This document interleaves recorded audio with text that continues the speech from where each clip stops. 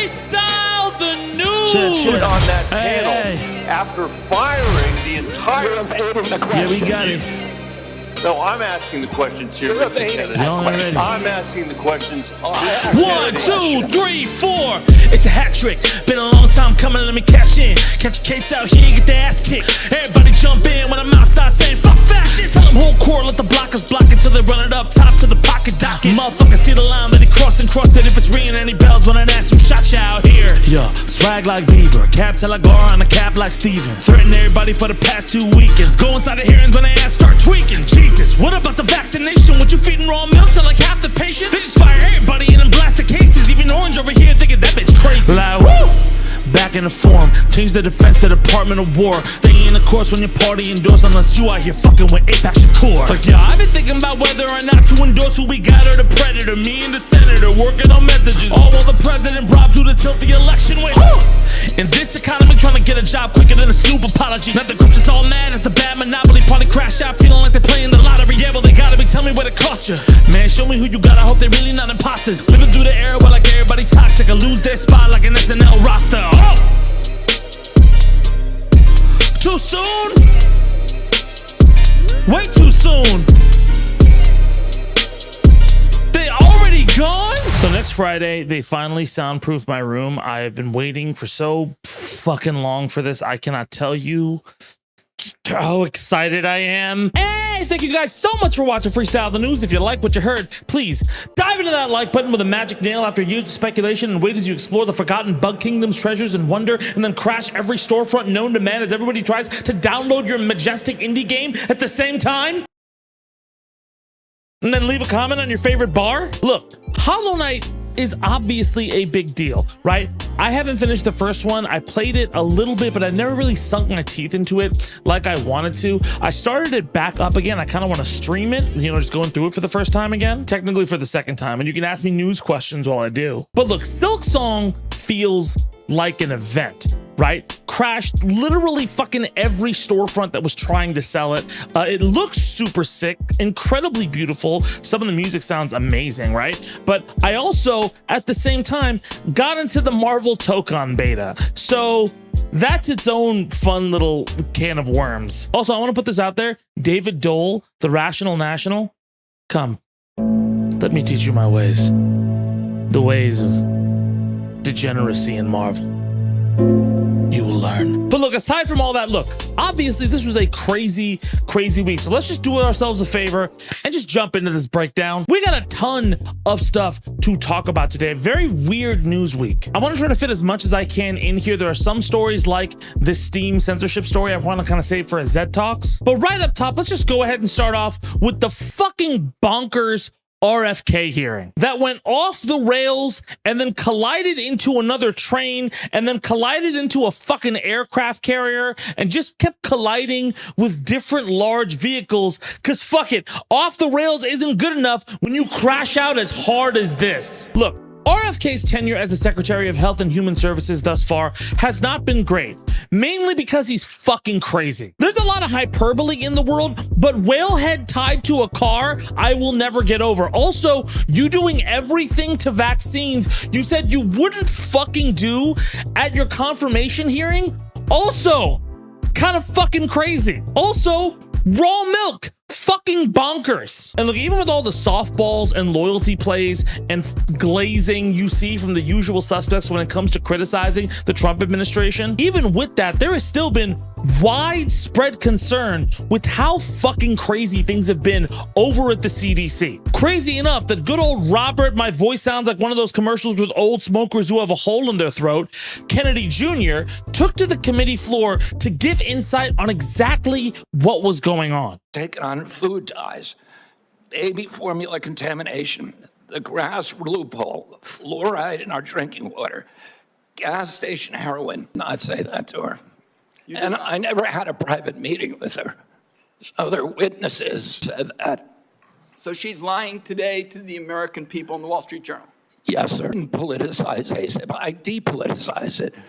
The Congress has been investigating ASAP. All over the country, Mr. Secretary, scientists and doctors are saying otherwise. They're all wrong, too. They're all lying, according to you. The scientists and doctors are supporting me all over the country. And maybe you're listening to a selective group of people. Well, you get saying that the mRNA vaccine has never been associated with myocarditis or pericarditis in teenagers. I am simply. Is that what you're trying to tell us? I am simply trying to say that the people that you have put on that panel, after firing the entire. You're evading the question.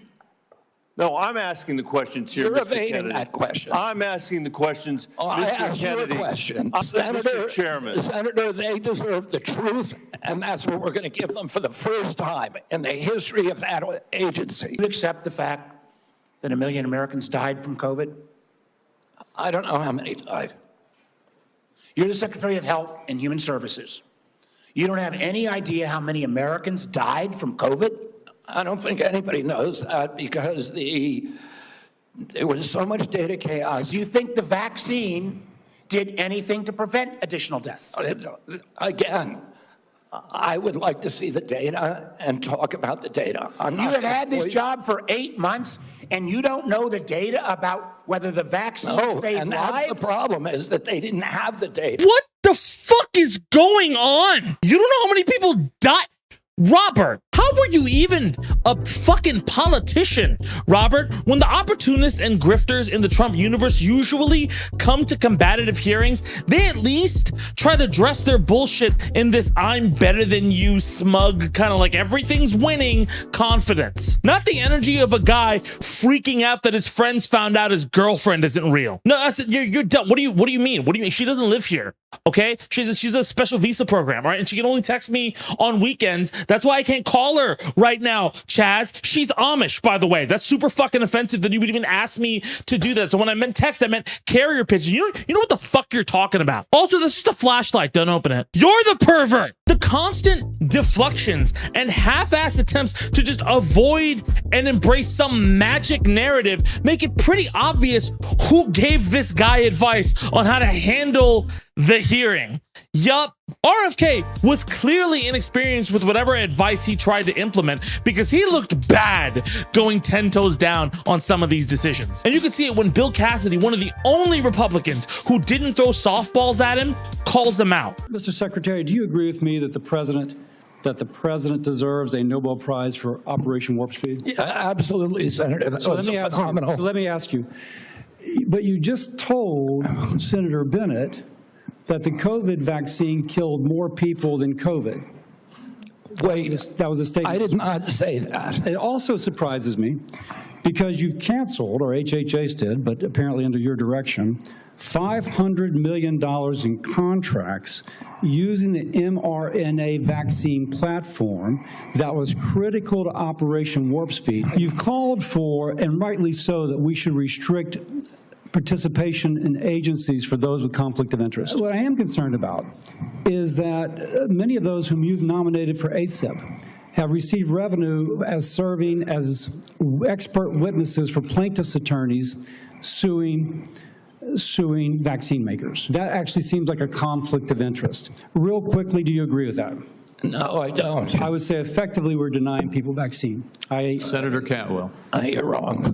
You're wrong. Thanks, Beavis. Also, way to go, Bill, on that frame. That was the walking Joe Pesci into a room of baits that you pulled. Do you believe President Trump deserves a Nobel Prize? Oh, yeah, of course.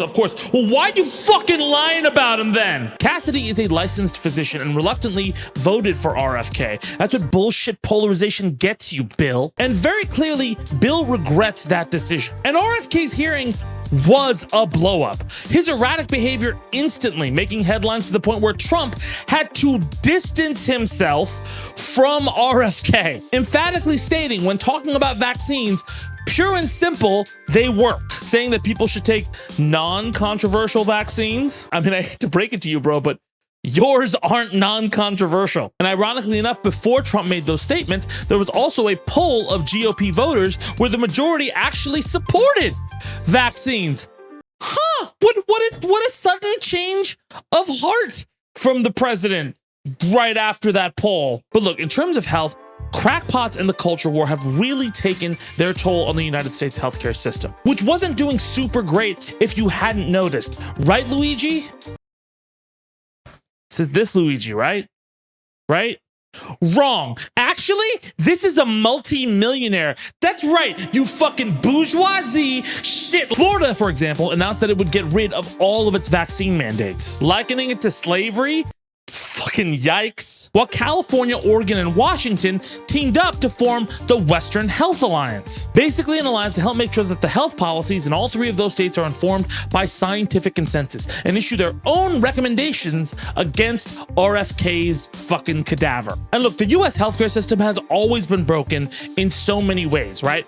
Obviously, the work RFK has done to undermine vaccines has also made it way harder for a lot more people to get vaccinated. I think alliances can help, like a second opinion, but insurers are going to do what insurers are going to do. And even more so than that, let's say the Democrats retake everything in the next 4 years and are like, okay, let's undo all the RFK shit and set everything back to neutral. Well, opposition red states can start their own, I guess, freedom health initiative where I guess they just drink raw milk and then turn into a cordyceps zombie and issue their own recommendations. Similar to the gerrymandering thing, it's just a dangerous precedent to set, but necessary because of where the fuck we are. I think it's heartening that RFK's blow up was so fucking bad because now Trump has to take a stand on vaccines that is the opposite direction. Also, what did I fucking say?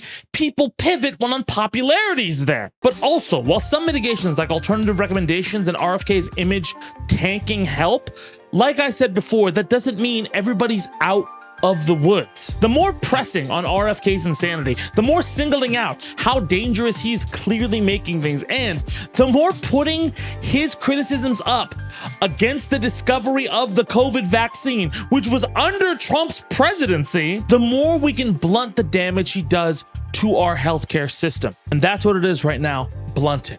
There's a lot of work left. Let me know what you think in the comments. So very quickly, let's talk about something a little bit more lighthearted, right?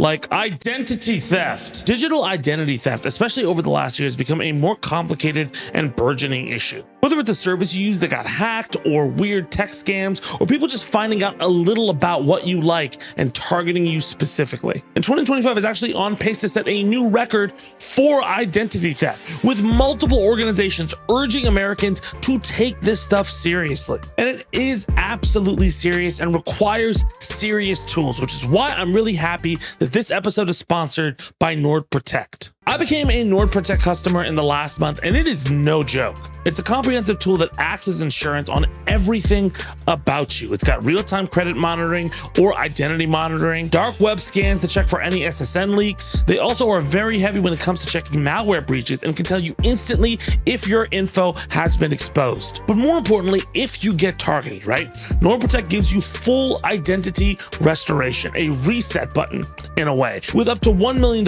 in recovery coverage, plus protection against scams and even cyber extortion attempts. And it's a great tool for peace of mind, especially in the world we live in. The sign-up process is a little bit involved, but it's supposed to be for this level of protection. And again, this is not like a random happens to everybody but me kind of situation. I'm not gonna say who, but somebody I've been on camera with in the past, right, told me the other day they were just hanging out and then received a call about a couple trying to open a bank account in his fucking name in another state. That is absolutely true. And I immediately recommended this because now he's got to go through all these other steps with his accounts and different things locked down because this happened until they can verify what's going on. And look, in terms of plans, NORDPROTECT is flexible with bronze, silver, gold, and platinum plans to scale to your specific needs and budget. And all of them make sure your identity is safe and that the internet isn't just a bunch of knives waiting to steal your social security number. And if you go right now to nordprotect.com/ZProtect and enter in the code ZProtect, because I do protect, right? You get an extra 5% off a NORDPROTECT plan right now. So that if you want the peace of mind to protect your identity in 2025, if you want the tools to be aware of what's going on, and if you really like this rap news show and want to support it in some way, go to nordprotect.com/ZProtect, enter in the code ZProtect, and secure your identity today. Okay, one last time. NORDPROTECT.com/ZProtect with the code ZProtect. All right, back to the breakdown. Now, let's move on to that motherfucker's boss. You thought he was gone? Nah, man, he's like a fucking Lyme disease. I think at this point, saying that Donald Trump had an eventful week is like showing this picture of an invisible man. There's nothing there. I can't. What's going on? Obvious to everybody, right? But once again, because of the cacophony of information we keep getting, and after a very exhausting August, like I said before, it's been hard to keep up with him because of how much he has been flooding the zone with headlines. Well, funny enough, continuing from last week, Trump has actually had another week filled with enormous setbacks to his administration's policies. Before I get into those really quickly, I am not saying a piece of paper written hundreds of years ago and magical checks and balances are going to stop him. B, I am saying that other people's incentives, greed, and decentralization of functional power that interacts with the presidency and optics that affect other people's interests can stop him. And C, authoritarians need to be broadly popular even in governments with less decentralized protections in order to fully take over with no issue. Donald Trump is broadly unpopular. Okay, let's start with the jobs report, which saw another hit this week with the news coming out that there would actually, for the first time in a while, be more unemployed people than job openings in the United States.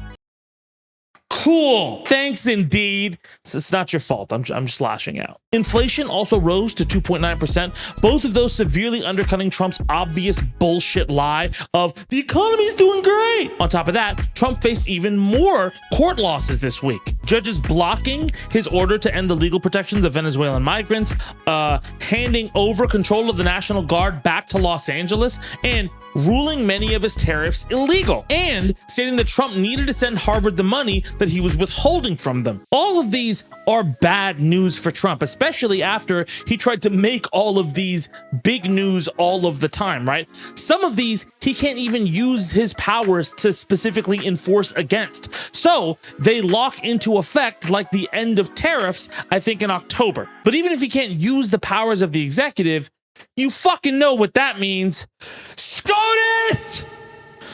They won't let me be! They won't let me bomb the economy! Trump has been relying on the Supreme Court's emergency docket for a little bit to rubber stamp his crazy agenda every time it gets blocked for being illegal or overreach. It's similar to what the Bush administration did at certain points, but specifically, the emergency docket is a little bit more insidious. These emergency rulings are temporary stays until the court can fully hear arguments and all that when the time comes. But a lot of these temporary stays end up being useful for Trump to slide in his agenda pieces whenever it suits him, which is probably why a bunch of federal judges recently went on record to call out the SCOTUS, stating that the emergency docket is being used to directly undermine the institution of the judiciary. So a couple of things here. Number one, I think that pretty obviously they have a point. We're not blind here. All of the requests Trump has made for staying all of these blocks against his orders have been done in bad faith. Number two, I think also it's important to distinguish between where the court is being hyper-partisan when it comes to capitulating to Trump and where they're playing into their own orthodoxy, which also is problematic. And again, I'm not downplaying what these judges are saying or the court's role with their decisions on the shadow docket pushing through Trump's overreach little by little. Again, I want to understand why a decision is laid out the way it is to be more effective at countering or fixing the problem when one has the power to. Because when it comes to sycophants on the court, look, there are two very specific sycophants we have on the court, Samuel Alito and Clarence Thomas. The others waffle a little bit inconsistently with how they rule on certain things. Amy Coney Barrett recently did an interview, her first major television interview since joining the court,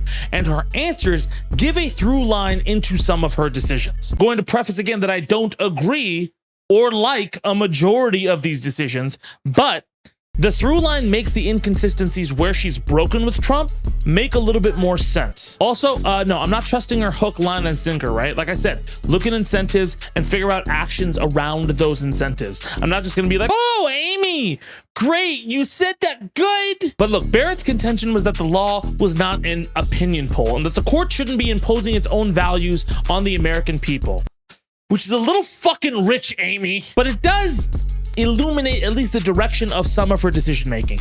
Barrett and a lot of these justices have operated from the contention that Roe should be a state's issue. That's been the right-wing talking point from law people on the right for a long fucking time. But they've also operated, like I've said before, under the unitary executive theory, which each of these justices has a different sliding scale view on. If you look at the rulings like the ones for Kilmar Abrego Garcia, the US aid money, and even the weird kind of workaround bullshit they did for nationwide injunctions, two of which they ruled directly against the Trump administration, all of them operate around specific powers given depending on your view of the unitary executive theory. For example, in the baseline of the unitary executive theory, I've said that so many times, take a shot every time I say it, the president cannot misappropriate money, right?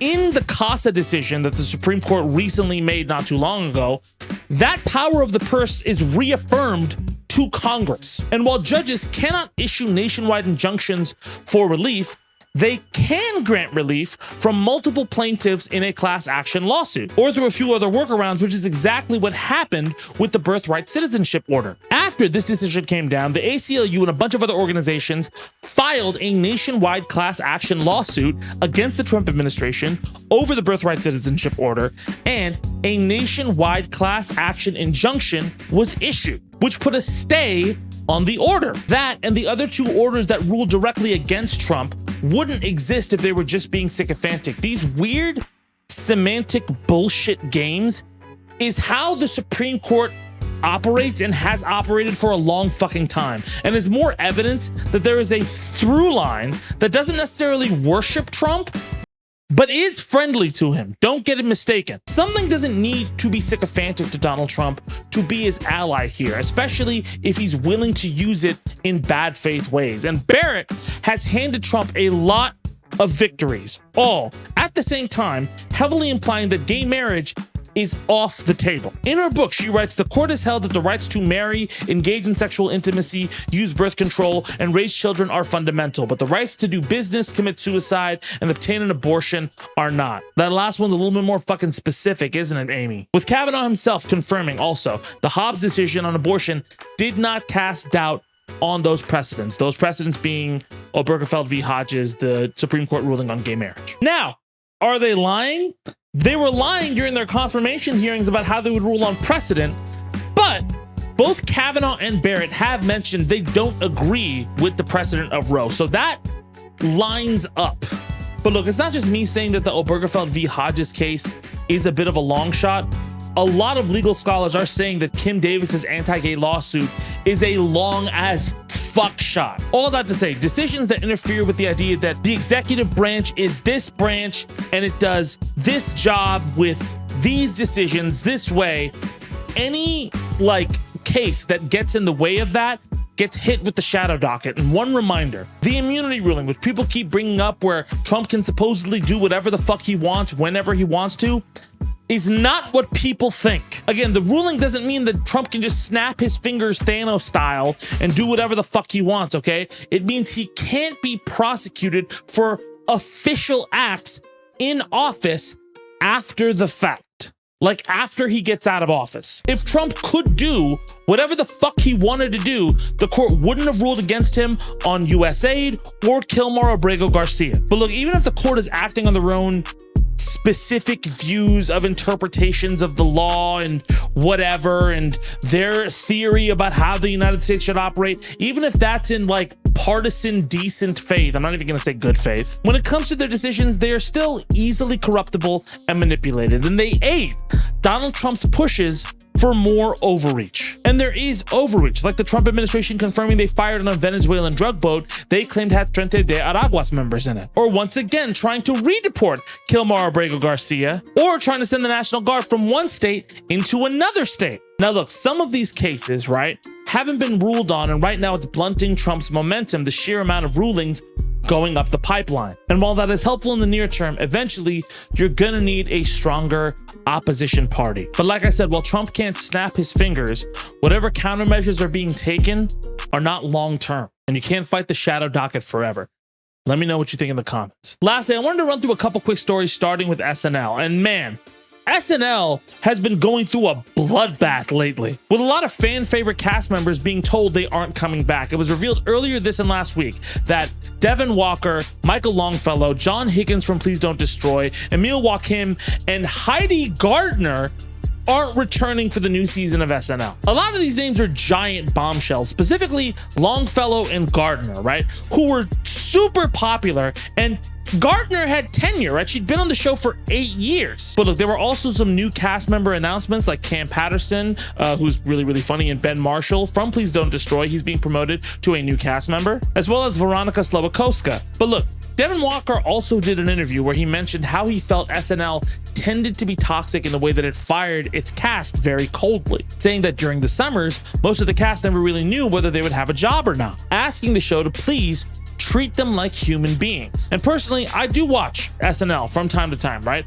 It's always been, you know, kind of hit or miss, sometimes really, really funny, sometimes but something that is consistent about that show over time is it's one of the best producers of talent ever. You already know all of the names, right? Like Eddie Murphy, Adam Sandler, Chris Rock, Andy Samberg, right? Kristen Wiig, Bill Hader. Look, all the people leaving the season were really, really, really funny and incredibly talented, right? So I'm sure this is not the last time you're gonna hear about them. But I am sad to see them going, man, I'm sure it feels like a giant fucking gut punch with the way they're just kind of cut. But anyway, let me know what you think in the comments. And one last thing. Hey, have you ever gone to a Baskin Robbins and you look at all of the choices of flavors and you pick their newest flavor? You know, because you really think it's great. You want to try it. It looks appetizing. And the guy at the counter says, hey, actually, are you sure? Don't you want to try this old flavor that's really, really great too? And you say, no, I'm not a fan of that flavor. I want this new flavor, specifically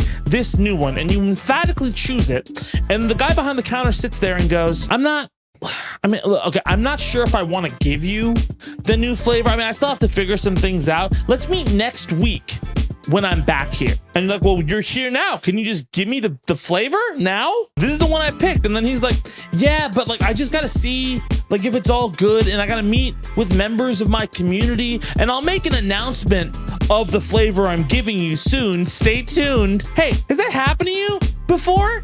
Like ever?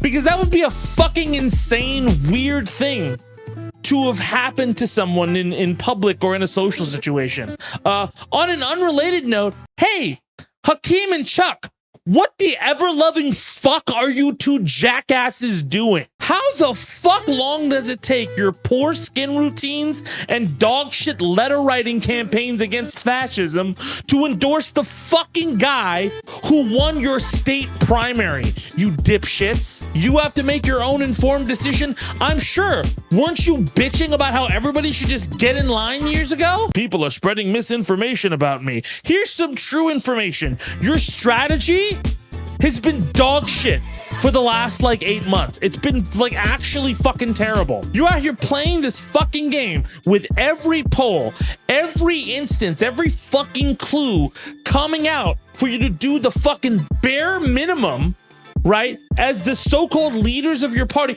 I don't know anybody who has put their job in jeopardy more than these two fucking jokes. What the fuck more do you need? You can't bitch about infighting on the left and then literally do the thing people have accused you of doing, right? Which is one of the major reasons there's fucking infighting. And when you get called Apex Shakur, because let's be real, you're trying to hedge your bets on that issue, you get all pissy and defensive because of your inability. It's been 2 fucking months. Grow a spine. You were all in for Mr. Bagoo until he had that tragic actual debating accident. How many ways are we gonna play this game? And to be fair, Chuck, in 2020, you actually did pivot early what are we doing? And I know cynical people will always say, Democrats just never learn. They'll never change. They're fucked. They're always the same. Blah, blah, blah. Okay. The problem with big situations like this is that some Democrats have learned. Like the people who pulled your party out of a fucking slump 17 years ago, they endorsed Mamdani. You're from his state. You can't do the bare fucking minimum? The backlash to Schumer and Jeffries on this is surprisingly incredibly public, right? And as time goes on, it's kind of exposed how ill-equipped they are and how stupid their posturing has been as leaders of the party. Again, when Pelosi was in charge of the opposition, she had her fair share of fucking problems and stupid mistakes. But if you look at the history of how politics is, she was incredibly adept at fundraising, while Harry Reid understood political machines down to a T to mobilize elections. None of these two motherfuckers understand that to the same degree at a fundamental level. Right? Not with the same impact. They are optics machines whose optics are woefully out of step with the moment or era they are in. Either figure it the fuck out, or your eventual primaries will figure it the fuck out for you. Let me know what you think in the comments. And that's our show. Thank you so much for watching. Remember to like, comment, subscribe. We got a couple shows coming at you next week. I have this one video I wanted to do about One Piece and propaganda with the new chapter that came out. The story's crazy right now. But anyway, my name is Tabani. Thank you guys so much for watching, and I'll see y'all soon. Let's go.